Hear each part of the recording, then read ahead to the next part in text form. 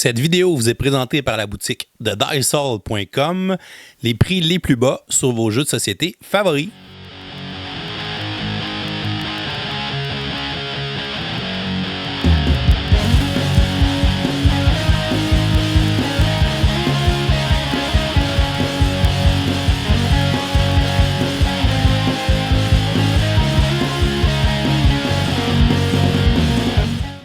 Bonjour chers amis joueurs, ici LP et aujourd'hui je te présente à ce nouvel épisode le prototype du jeu Jungla. Jungla, je sais pas comment le prononcer. Qu'est-ce que c'est ce jeu-là? C'est un jeu de type échec, un jeu abstrait. Fait que dans le fond, on va avoir un plateau qui va se déployer. Il y a deux joueurs qui vont s'affronter. Sur ce plateau-là, on va placer différentes unités. Chaque joueur a 15 unités et une unité qui peut s'améliorer. Donc chaque joueur a 16 jetons, mais 15 unités. Et une fois qu'on va avoir déployé nos unités, on va en déployer à tour de rôle jusqu'à temps qu'on a déployé toutes nos unités dans les différentes zones de déploiement du jeu. Et ensuite, on va déplacer ces unités-là en respectant leurs règles spécifiques à chaque unité. On a des tribus d'animaux, puis chaque animal a un comportement différent de l'autre. Le gorille peut avancer en sautant, le rhinocéros brise tout sur son passage alors que la gazelle se sauve du guépard, des trucs comme ça. Puis on va continuer comme ça jusqu'à temps qu'on atteigne l'une des conditions de victoire. Fait que soit on élimine toutes les pièces de son adversaire, soit on atteint un certain nombre de points de victoire en respectant les façons de gagner des points de victoire à l'intérieur du jeu. Fait que donc je vais t'expliquer comment on installe le jeu, je vais t'expliquer comment on y joue, c'est pas très compliqué, puis je vais revenir à la fin pour faire un petit retour sur les composantes et tout ça.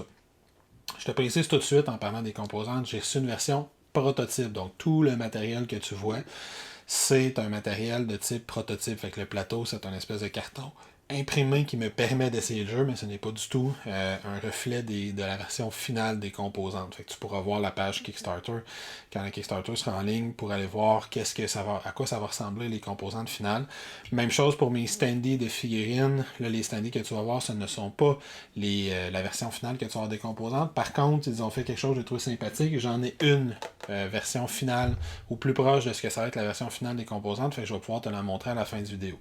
Pendant la vidéo, on garde en tête que tout ce que tu vois, c'est prototype. Donc allons-y, comment on installe ça, comment on y joue. Donc au niveau de la mise en place, il n'y a pas grand chose à faire dans ce jeu-là. C'est un jeu de type échec. Fait que c'est surtout de placer ses pièces. On va commencer par placer le plateau de jeu entre les deux joueurs. Chaque joueur va se garder une zone de chasse là, pour marquer les points devant lui avec une zone de défense qui est en rouge autour et une zone de mise en place initiale qui est en jaune juste ici, les octogones qui sont jaunes. On va avoir des petits pions à placer sur le côté du plateau qui vont nous servir à marquer les points de victoire, qu'on peut laisser les mettre sur le côté du plateau. On a une piste de points de victoire pour le joueur rouge ici, pour le joueur bleu de l'autre côté, juste ici. Il y a un petit rappel aussi sur le côté du plateau de tous les types de mouvements des différentes figures du jeu. On va également avoir à placer nos pièces de départ et il y a l'une des pièces qu'on va mettre de côté en début du jeu. Fait qu'ici, par exemple, le joueur rouge qui contrôle le lion comme chef de tribu va mettre de côté le lion qui est en armure. Il y a une façon de le faire entrer en jeu, mais ça ne sera pas au début de partie. Fait que celui-là commence à l'extérieur de la zone de jeu. Même chose pour le joueur bleu, lui, il y a le tigre. Fait qu'il y a l'un des deux tigres qui est le tigre en armure. Celui-là aussi commence en dehors de la zone de jeu. Une fois qu'on a fait ça, tout ce qu'il reste à faire, c'est faire la mise en place des pièces. Puis ça fait partie du jeu en tant que tel. On va désigner un premier joueur. Puis le premier joueur va prendre 3 de ses pièces, celles de son choix, puis il va aller les mettre dans ses zones de départ à l'endroit de son choix. Ces zones de départ, comme je l'ai déjà dit, c'est les octogones qui sont entourés de jaune juste ici, mais il y a également les 4 zones bleues qui sont ici, qui sont les zones aquatiques, qui sont des zones de départ. Les octogones blancs et bruns sont des zones de déplacement. On ne peut pas mettre nos pions là au début de la partie. Puis les zones rouges sont des zones de défense. On ne peut non plus pas mettre ces pions là au début de la partie. Fait que chaque joueur va prendre ses troupes. Par exemple, le premier joueur pourrait décider de prendre le kangourou, le vautour et ça c'est l'hippopotame et aller le placer dans des zones de son choix. La seule règle qui est à respecter, c'est que si on veut placer une unité dans la deuxième ligne, on doit avoir préalablement placé une unité dans la première ligne dans sa zone adjacente. Fait que je pourrais par exemple faire un placement comme ça, mais je ne pourrais pas faire un placement comme ça. Une fois que j'ai placé mes 3 premières unités à l'endroit de mon choix, disons que c'est comme ça, le joueur adverse va prendre 3 de ses unités, il va les placer à l'endroit de son choix. Ensuite, ça va revenir à moi, puis je vais placer par exemple mon rhinocéros juste ici, je pourrais placer mon lion par exemple juste ici. Et disons que je décide d'aller placer mon loup comme ça, juste ici. Puis ensuite, l'autre joueur va faire la même chose, on va revenir à soi. Dans ce jeu-là, l'orientation est très importante. Là, il y a des pions que je vais montrer un petit peu plus tard qui vont être un petit peu placés au niveau de l'orientation. Avec la version prototype, c'est cette petite tige-là qui m'indique ma figure regarde dans quelle direction. Fait que c'est très important quand on fait notre placement initial, on décide également de l'orientation de la figure. Par exemple, ici, mon hippopotame, il regarde dans cette direction-là en diagonale. Si j'avais voulu le placer comme ça, ben, il regarderait de façon horizontale plutôt que verticale pour vous. Fait que l'orientation de départ est très importante. Fait que donc, on va continuer la mise en place comme ça, jusqu'à temps que les deux joueurs aient fait 5 placements, donc aient placé leurs 15 pièces. Et quand c'est fait, le plateau devrait ressembler à quelque chose comme ceci. Et une fois que c'est fini de placer, ben allons-y avec comment on gagne ou on perd à ce jeu-là. Il y a deux façons de gagner. La première est simple, on est dans un jeu de type échec. Fait que si on capture toutes les pièces de l'adversaire, si je capture les 15 pions bleus, je gagne la partie. Je dis 15, je mets. Il y a ta tortue, ici, qui est impossible à capturer. Donc, si on capture les 14 autres pièces excepté la tortue, on gagne immédiatement la partie. La deuxième façon que de gagner, c'est via les points de victoire. Chaque joueur va avoir une zone de chasse. La zone de chasse bleue est juste ici. Et la zone de chasse du joueur rouge est juste ici, dans le bas. À chaque fois qu'un adversaire réussit à amener une figure dans cette zone de chasse-là, je reviendrai sur les détails de comment on fait ça exactement, mais cette figure-là va retourner dans sa zone de départ et le joueur va marquer un point de victoire. Donc, dans mon cas ici, on voit, on a un point de victoire qui c'est pour le joueur bleu parce qu'il a réussi à amener une figure dans la zone de chasse. Et ensuite, le joueur va, tout simplement, quand on réussit à faire ça, il va retourner sur sa zone de départ. Fait que je vais avoir à replacer mon chef tigre dans l'une des zones. Par exemple, je pourrais le placer juste ici en respectant les règles de placement initiales en début de partie. Si je réussis à faire ça 5 fois, ben, je vais marquer 5 points de victoire et on va gagner immédiatement la partie. Donc, soit on élimine toutes les troupes de l'adversaire sauf la tortue, soit on réussit à amener 5 troupes différentes à différents moments de la partie dans la zone de chasse de son adversaire. Maintenant, comment le jeu se joue en tant que tel? Ben, c'est très simple. En commençant par celui qui a été le dernier à placer ses troupes. Donc, si mon premier joueur, celui qui avait placé ses troupes en premier, c'était le joueur rouge, ça veut dire que le joueur bleu va être le dernier à avoir placé ses troupes sur le plateau. Donc, en commençant avec le joueur bleu, les deux joueurs vont prendre à tour de rôle 2 actions, puis ensuite on va passer la main au joueur adverse. Qu'est-ce qu'on peut faire avec notre action? On peut faire 2 choses et on ne peut pas faire une action avec le même animal 2 fois. On a donc 2 actions avec 2 animaux différents. Le premier choix d'action qu'on a, c'est tout simplement de changer l'orientation d'un animal. Fait que si je veux, par exemple, si c'est le joueur bleu qui commence, il voudrait que son éléphant qui est juste ici, il ne voudrait pas nécessairement l'envoyer en ligne droite, ben pour une action, je pourrais tout simplement changer l'orientation de mon éléphant. Puis quand je change son orientation, c'est dans le sens de mon choix. Si je veux qu'il parte par en arrière, il n'y a absolument aucun problème. Je vais lui faire un 180 degrés. Si je veux qu'il parte en diagonale par là, ben je vais lui faire je vais juste le tourner un petit peu. Puis à sa prochaine action, prochain tour, parce qu'il ne peut pas prendre 2 actions avec le même animal, il va pouvoir s'en aller par là. Le deuxième choix d'action qu'on a, c'est d'utiliser le déplacement de notre animal. Et là, chaque animal est différent. Et on va avoir une petite feuille de rappel comme ça pour nous rappeler les différents mouvements des animaux. Je vais tous les passer rapidement, un par un. Si je prends par exemple, je vais y aller avec le kangourou qui est juste ici. Le kangourou, on me dit, il est juste ici le kangourou. On me dit que s'il est sur la terre ferme, il y a un déplacement de 2. S'il est dans l'eau, il y a un déplacement de 1. Et il y a ici, c'est la direction dans laquelle il peut aller. Fait que lui, il peut aller juste en ligne droite, fait que face à lui. Là, évidemment, mon adversaire tiendrait cette feuille-là comme ça. Il peut aller juste en ligne droite et il y a la petite flèche ici indiquant qu'il peut sauter par-dessus les autres animaux. Fait que ici, par exemple, je pourrais décider de le déplacer de 1 ou je pourrais décider de le déplacer de 2 en ligne droite. S'il avait regardé en diagonale comme ça, ben, j'aurais pu décider de le déplacer de 1 ou de le déplacer de 2 en ligne droite comme ça. Si on prend une action de déplacement, à la fin de son action de déplacement, on peut réorienter l'animal dans la direction de mon choix. Fait que peut-être que en début, peut-être qu'il était comme ça, je l'ai déplacé de 2 comme ça, et j'ai décidé de l'envoyer en diagonale comme ça. Pour le prochain tour, il pourra se déplacer en diagonale. Fait que ce sont mes 2 choix d'action. Évidemment, l'action de déplacement implique que je peux potentiellement attaquer des adversaires. Disons que j'ai le gorille qui est juste ici. Le tour commençait, le gorille, disons, il regardait par là. Le tour commençait, je décide comme première action de faire bouger mon kangourou. On sait qu'il peut bouger de 2. Donc 1 et 2, je peux aller sur la case de mon adversaire comme aux échecs et capturer cette pièce. Le gorille, qui ressemble à ceci, soit dit en passant, est maintenant emprisonné. Et la règle du déplacement n'est pas plus compliquée que ça. Je précise, comme je l'ai dit, mon kangourou avait l'habileté de sauter par-dessus les figures. Fait que si pour X, Y, Z raison, j'aurais voulu sauter par-dessus la figure, j'aurais pu. Il y a juste le kangourou qui peut faire ça, peut-être une ou deux autres créatures. Mais ça fait partie de ses habiletés spéciales. Si j'avais voulu préférer capturer le gorille, ben, j'aurais eu cette option-là aussi. Nos propres figures bloquent le déplacement. Fait que si, par exemple, j'avais eu mon propre éléphant qui était comme ça, et ensuite le gorille comme ça, ben, j'aurais pas pu normalement avancer. Là, dans mon cas, je peux sauter par-dessus une figure parce que je suis le kangourou et j'aurais pu aller capturer l'autre avec mon deuxième déplacement. Mais si ça avait été, par exemple, le loup qui avait été dans cette position-là et j'avais voulu avancer par en avant, ben, je n'aurais pas pu parce que j'ai une de mes propres figures qui bloque le chemin. Fait que si on n'a pas de capacité spéciale pour sauter par-dessus les figures, on peut se bloquer le chemin à soi-même avec nos propres figures sur le champ de bataille. Les autres particularités qui viennent avec le déplacement sont les cases qui sont juste ici. Puis on a ici l'eau aussi qui est à gauche.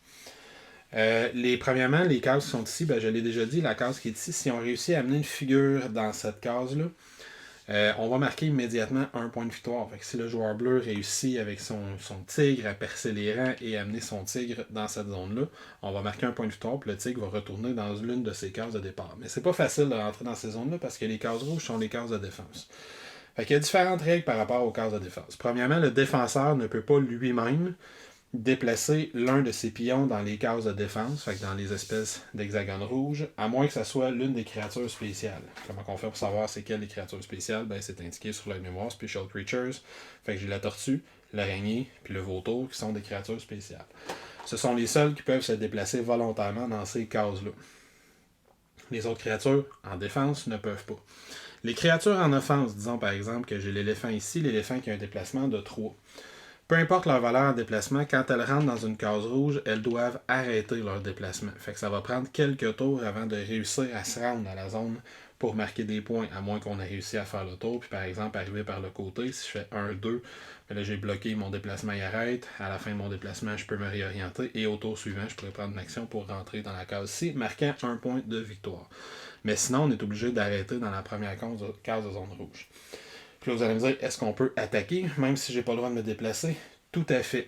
Et dans ces attaques-là, il va y avoir une petite règle spéciale qui fait qu'on ne prendra pas la place de l'adversaire qu'on attaque. Si, par exemple, après le déplacement, mon kangourou avait été positionné dans cette position-là et c'est à moi d'attaquer, mon kangourou il a le droit à un déplacement de 2, fait qu'il a le droit d'aller l'attaquer lui, c'est juste que je ne prendrai pas sa place. Même si l'éléphant il avait été ici, mon kangourou, en attaquant de 2, il aurait pu faire 1, 2 pour l'attaquer et le capturer, mais il aurait repris sa position initiale après l'attaque parce qu'il ne peut pas terminer son déplacement dans les zones rouges. Je rappelle que la tortue ne respecte pas cette règle. Elle peut terminer son déplacement dans les zones rouges. L'araignée, même chose. Cette magnifique araignée peut terminer son déplacement dans les zones rouges. Et il y a également le vautour qui est juste ici, qui peut aussi terminer son déplacement dans les zones rouges. Fait que ça, c'est pour le déplacement en zone défensive. L'autre chose qu'il y a à dire, c'est qu'on respecte sensiblement la même règle pour les déplacements dans l'eau. Fait que si j'ai une créature, par exemple, mon rhinocéros qui est juste ici, qui a un déplacement de 3, au lieu de faire 1, 2, 3, il ne peut pas faire ça. Il doit terminer. Dès qu'il rentre dans l'eau, ça met fin à son déplacement. Puis ensuite, il va falloir que je prenne une action différente. Puis là, les valeurs de déplacement, on les calcule au début de son action. Fait que si, par exemple, lui, il y a un déplacement de 3 sur la terre ferme ou de 1 dans l'eau, s'il commence comme ça ici, ben, vu qu'il y a un déplacement juste de 1 dans l'eau, en se déplaçant de 1 comme ça, son action est terminée. Il ne gagne pas 2 points de déplacement supplémentaires. Par contre, au prochain tour, il va avoir 3 points de déplacement parce qu'il commence sur la terre ferme. La dernière chose qu'il reste à dire au niveau du déplacement, c'est l'action de libération des prisonniers. Si on a un animal qui est en position pour se rendre sur cette case-là, on va pouvoir libérer de nos propres des prisonniers qui ont été faits par l'adversaire. Par exemple, si le joueur bleu pourrait prendre 2 actions, parce que ça coûte 2 actions faire ceci, fait que ça coûte son tour complet, il pourrait prendre 2 actions pour envoyer son kangourou sur cette case-là, en respectant évidemment les règles de placement habituelles. Si on décide de faire ça, ben, comme je l'ai dit, premièrement, ça nous coûte 2 actions, donc le tour complet. Le pion dont on s'est servi pour faire ça, il est sacrifié, il est mis en prison, fait que lui, on le perd. Par contre, on peut aller chercher dans tous les pions qu'on s'est fait prendre depuis le début de la partie, on peut aller en récupérer 5 et les redéployer sur les zones jaunes de notre propre côté du plateau. Fait qu'on sacrifie une pièce pour en récupérer 5. Si on fait ça, également, on va donner un bonus à l'adversaire, vu que c'est une action puissante. Fait que l'adversaire il a deux choix. Soit il prend 3 actions différentes à son prochain tour de jeu, soit il prend une double action avec une pièce. Fait que ça permettrait par exemple à l'araignée de se déplacer de 2 cases, ou à la vipère ou à l'anaconda de faire un double déplacement, etc. Si on décide de faire un double déplacement, une double activation avec la même figure, par contre, la deuxième activation ne peut pas être utilisée pour capturer une pièce, la deuxième activation ne peut pas être utilisée pour rentrer dans une zone rouge, et la deuxième activation ne peut pas non plus être utilisée pour marquer des points. On ne peut pas non plus servir de la double activation pour aller libérer des prisonniers à son tour. Fait que soit 3 actions différentes, soit une double activation qui va être, avec les restrictions qu'on a, qui va être une double activation de déplacement pour notre adversaire quand on réussit à faire l'activation, l'action de libérer des prisonniers. Maintenant, allons-y avec les règles spéciales spécifiques à chaque animal. Je vais y aller par catégorie. La première catégorie d'animaux, c'est les prédateurs. J'ai 3 prédateurs. J'ai le chef, qui est le lion ou le tigre. C'est la seule figure qui change selon le clan. J'ai chaque clan également un loup et chaque clan également un guépard. On voit dans le haut, il y a la valeur de déplacement selon si on commence sur la terre. Fait que le lion peut se déplacer jusqu'à 4 cases, le loup peut se déplacer jusqu'à 4 cases, le guépard peut se déplacer jusqu'à 5 cases. La deuxième valeur, c'est le déplacement si on commence sur une case d'eau. Dans les 3 cas, c'est 1.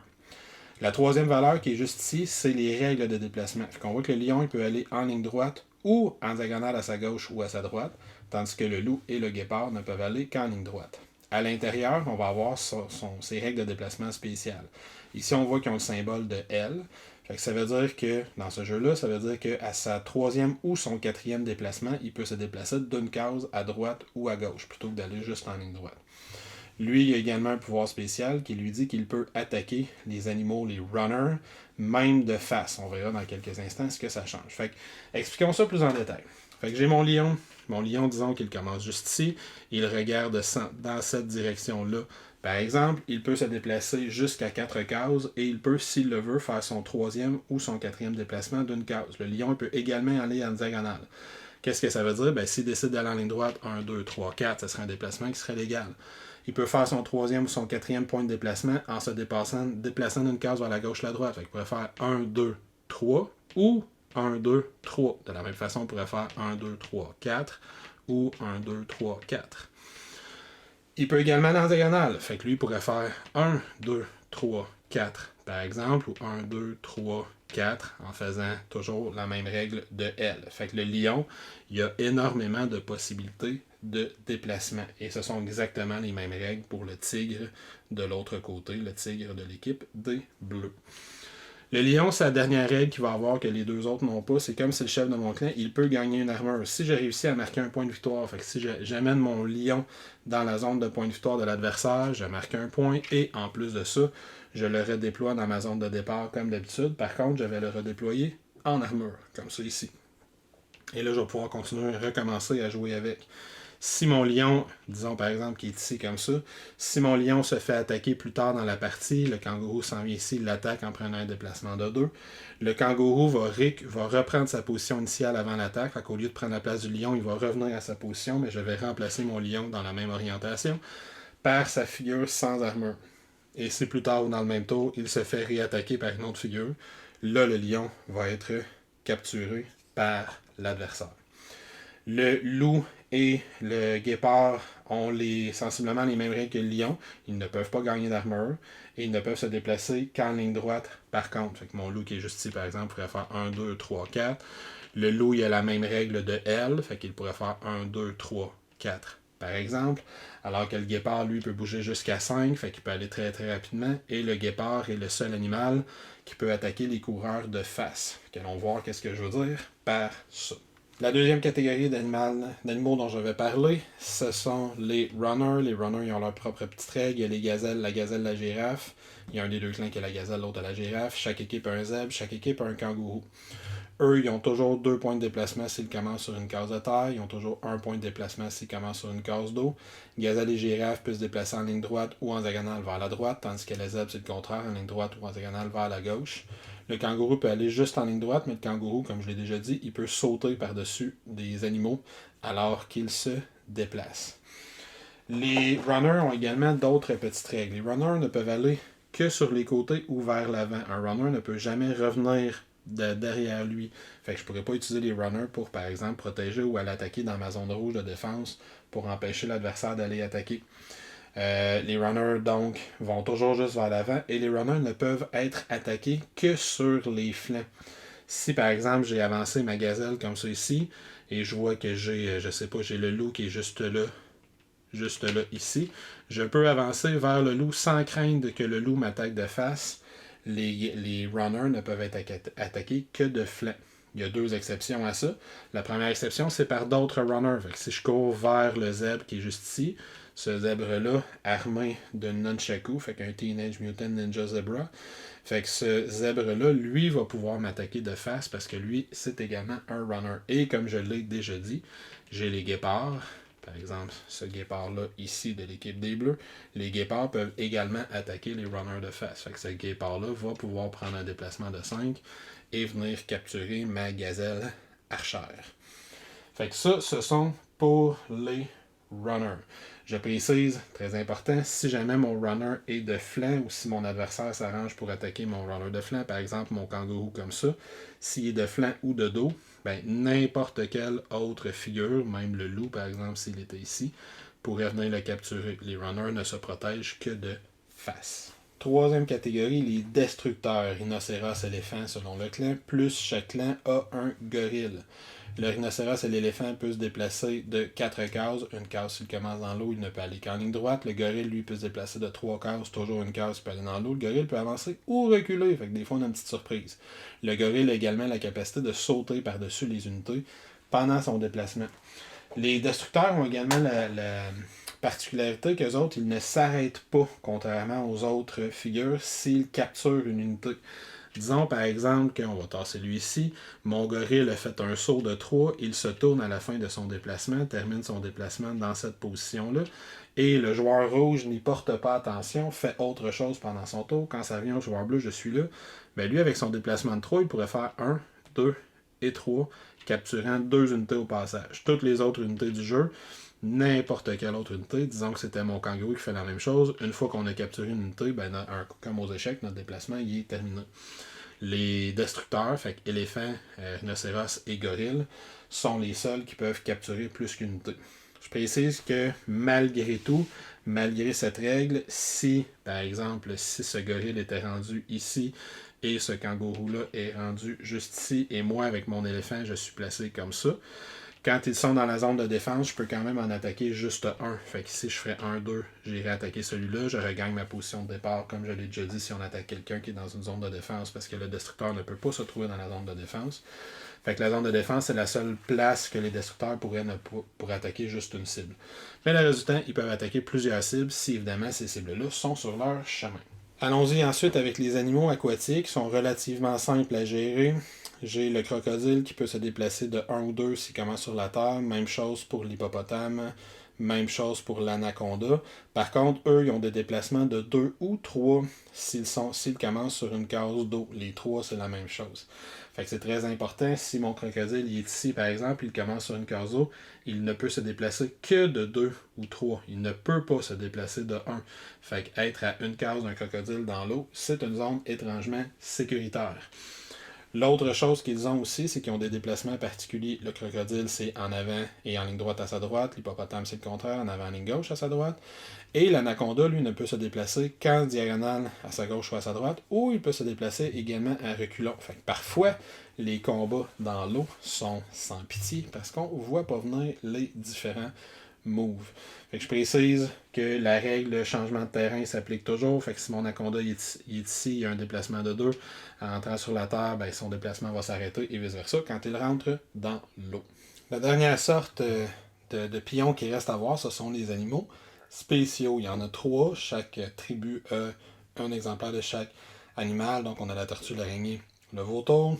Je vais commencer par les 2 premiers, tortue et araignée. Les 2 ont des déplacements qui se ressemblent. La tortue se déplace de une case si elle commence sur la terre ferme et d'une case si elle commence dans l'eau. L'araignée, c'est la même chose, une case sur la terre ferme, mais l'araignée ne peut pas du tout aller dans l'eau. Dans les 2 cas aussi, ils peuvent aller dans n'importe quelle direction, fait qu'on n'aura jamais à se préoccuper vraiment de quel côté il fait face. Pour les caractéristiques spéciales, si je commence par la tortue ressemble à ceci. Elle est vraiment très, très carapacée, si je puis dire. La tortue, donc, elle se déplace toujours de 1. La tortue ne peut pas attaquer. La tortue peut être attaquée, mais elle ne peut pas être capturée. Fait que si, par exemple, elle est ici, mon adversaire se déplace de 2 avec son zèbre, ma tortue à moi, il ne pourra pas la capturer. Fait que je vais tout simplement immédiatement la redéployer dans l'une de mes cases de départ pour recommencer éventuellement à la déplacer. Fait qu'est-ce que ça me donne d'avoir la tortue? Si on réussit à l'amener, la tortue, dans la zone pour marquer des points, au lieu de marquer un point, on va en marquer 2. Puis ensuite, on va tout simplement la redéployer sur notre zone de départ, puis on va recommencer à la déplacer comme ça. Fait que c'est pas facile de l'amener au bout, parce que n'importe qui peut l'attaquer, puis elle se déplace pas vite. Mais si elle l'attaque, on la garde, puis on peut essayer de la ramener jusqu'au bout une autre fois. Autre chose avec la tortue, si on l'amène dans la zone pour libérer des animaux, on va libérer 5 animaux, jusqu'à 5 animaux comme d'habitude, selon le nombre qu'on a capturé, mais en plus, on va récupérer notre tortue au lieu qu'elle soit capturée, comme d'habitude, la règle qu'on a quand on libère des animaux. L'autre figure qui est spéciale, comme je l'ai dit, il y a l'araignée. L'araignée, qu'est-ce qu'elle a de spécial? Elle, quand elle se déplace, elle crée une zone de 8 cases autour d'elle. Fait que les 8 cases sont autour d'elle. Elle crée une toile d'araignée. Soit dit en passant, elle ne peut pas aller dans l'eau et sa toile non plus. Fait que si elle se déplace sur le bord de l'eau, elle perd 3 cases de sa toile d'araignée. Qu'est-ce que ça fait quand elle se déplace? Disons qu'elle se déplace juste ici. Là, en se déplaçant, j'ai mis une toile d'araignée partout autour de moi. Donc, le zèbre qui est ici est prisonnier de ma toile d'araignée. Dans son déplacement, le zèbre, si à la fin du prochain tour de jeu du joueur bleu, si le zèbre est encore dans une zone entoilée, il va être capturé. Fait qu'il va falloir, si par exemple il était dans cette direction-là, il va falloir qu'il prenne une de ses actions pour se déplacer. S'il ne se déplace pas, il va être capturé. De la même façon, si un joueur se déplace et termine son déplacement dans une zone entoilée, il va être immédiatement, s'il pénètre en fait dans une zone qui est entoilée pendant son tour, il va être immédiatement capturé. Fait que si le loup se déplace puis il s'en va ici, il est capturé. Donc l'araignée la rend très dangereuse. Je précise que la case elle-même de l'araignée n'est pas couverte par la toile. C'est juste autour. Fait que si par exemple je ne fais pas attention à mon déplacement ou j'oublie que le zèbre peut se déplacer aussi en diagonale et j'avance ici en mettant le zèbre dans la zone de prison de toile, je vais pouvoir juste aller l'attaquer comme ça avec mon zèbre, capturant l'araignée. Ça va faire perdre l'araignée. Fait qu'il y a quand même des façons d'aller tuer l'araignée. Mais il faut faire attention, c'est une créature très très dangereuse. La toute dernière créature du jeu, c'est le vautour. Le vautour qui a un déplacement très particulier, il peut aller lui aussi dans tous les sens. S'il commence dans l'eau, c'est un déplacement de 1, mais s'il commence sur la terre ferme, il y a un déplacement de 1, de 7 ou de 8. Fait qu'il peut aller soit très lentement, soit très rapidement. Il respecte toutes les règles normales. La seule différence, c'est que s'il se déplace de 7 ou de 8, il ne peut pas il ne peut pas terminer son déplacement dans la zone de défense du joueur adverse, donc dans la zone rouge. Il ne peut pas sauter par-dessus des animaux, puis il ne peut pas survoler des zones d'eau avec son déplacement de 7 et 8. Fait que si par exemple le vautour qui était juste ici commençait là, il ne pourrait pas faire 1, 2, 3, 4, 5, 6, 7 comme ça parce qu'il terminerait son déplacement dans la zone rouge. Même s'il était 1, 2, 3, 4, 5, 6, 7, 8, ça ne fonctionne pas, il se termine son déplacement dans la zone rouge. S'il était juste une case plus loin, par exemple, là, il pourrait faire un déplacement de 8, terminant là, puis au prochain tour, faire des déplacements de 1 pour rentrer dans la zone rouge. Il peut attaquer, par contre, avec son déplacement de 8, ça, il n'y a rien qui l'empêche. Il ne peut pas passer par-dessus l'eau, fait qu'il ne pourrait pas, par exemple, faire un déplacement 1, 2, 3, 4, 5, comme ça, c'est 7. Là, il n'y a pas un déplacement de 5, il y a un déplacement de 7. Comme ça, en passant par-dessus l'eau, mais il pourrait tout à fait avancer très rapidement, par exemple, sur le pont qui est ici, complètement à gauche. Et on continue comme ça couvre les mouvements, fait que vous aurez compris, on déplace nos animaux, on essaie de capturer les pièces, si on se rend dans la zone de score de l'autre bord, on score un point, sauf avec la tortue où on est 2, et on revient dans notre zone. On peut servir des cases comme ça ici, qui servent à libérer les différentes pièces qu'on s'est fait capturer. Et on continue comme ça jusqu'à temps qu'on capture toutes les pièces, sauf la tortue, vu qu'on ne peut pas la capturer, ou jusqu'à temps qu'on marque 5 points de victoire. Les dernières choses que je vais te dire sur le jeu que je voulais te montrer, là, comme je l'ai déjà dit, ce sont toutes des composantes prototypes, fait que le visuel, les figurines, le dessin devrait être dans des versions relativement finales, mais les composantes en tant que telles, ce ne seront pas des standees qui vont ressembler à ceci, ça va être plutôt des standees qui vont ressembler à ceci, fait qu'on a quand même l'aspect cartonné du standee qui va venir se glisser. Mais la base du standee va montrer de façon claire quelle est la direction, dans quelle direction ce jeton-là fait face. Fait que, par exemple, mon éléphant comme ça ici, on voit facilement la flèche est là. Il y a moins de chances qu'on l'accroche et que ça se déplace un petit peu. Les standees sont tous recto-verso, fait qu'on voit assez clairement qu'est-ce qui est de face, qu'est-ce qui est de dos. Puis, mais ça, ils m'en ont envoyé juste un pour que je puisse voir ça a l'air de quoi. C'est pas une version encore tout à fait finale, mais c'est beaucoup plus proche de la version finale qu'on aura.